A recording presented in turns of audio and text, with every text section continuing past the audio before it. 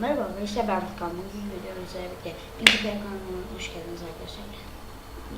Failed. Merhaba arkadaşlar, ben Furkan. Bugün videomuzla birlikte Pinky kanalında öncekinde bir fail yaptım. Bu oldu. Şuraya ne iyi gelir onları baktım. Size söyleyeceğim, hatta yanında istedim baktım. Ne buldum biliyor musunuz arkadaşlar? Şey buldum.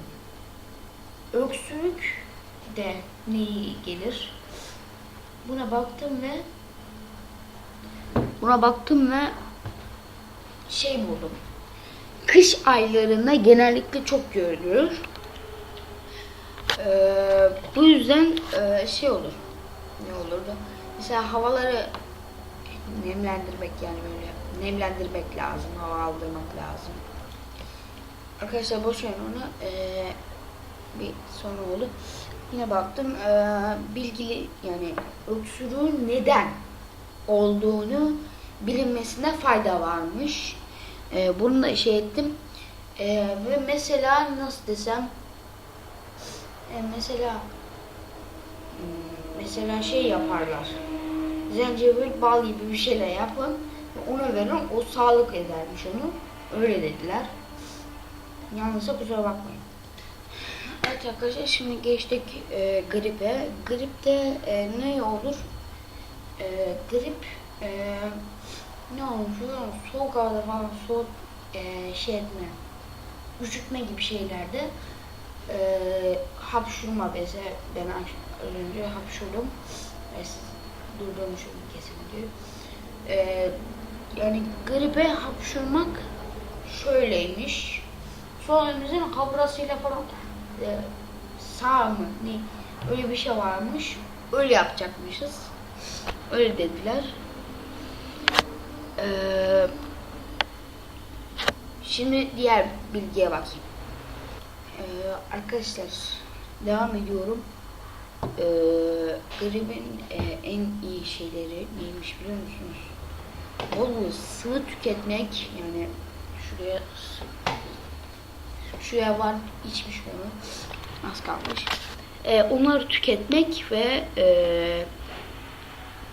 uzak yerlerde uzak kalmak. Yani niye? Çünkü hapşurduğunuzda falan onlara dolaşmasın ve çok fazla şey olmasın diye. Neymiş, diğerlerine bakalım. Arkadaşlar minik bir şey söyleyebilir miyim? Tuzlu suyla gargara boğaz ağrınızı yumuşatır. O yüzden, yani o yüzden devam ediyorum. Devam ediyoruz arkadaşlar. Bir şey söyleyeyim, benim genellikle tavsiye ettiğim şey kesinlikle doktora gidin. Ben hiç sevmem doktora gitmeyi aslında da. Bir de şöyle bir şey var, şöyle yapmayın. Şöyle yaparlar yani, hamura kıtlanır. Bunu yapmayın. Kötüymüş o. Öyle duydum. Arkadaşlar videoya like atmayı unutmayın. Gerçekten uzun sürüyor yani bilgileri toplamak. Bir siteye girince 2 dakika sürüyor. Ben sitelerden araştırmadım. 2 dakikalık hemen bir siteden baktım. Yoksa uzun sürüyor yani. Şuraya girsene. Neyse. Şuraya koyuyorum. Arkadaşlar farklı videolarda farklı görüşmelerde farklı bilgilerde görüşmek üzere. Kendinize iyi bakın. Kendinize dikkat edin. Bay bay. Durlayın. Doktorum gibi oldu lan. Hadi görüşürüz.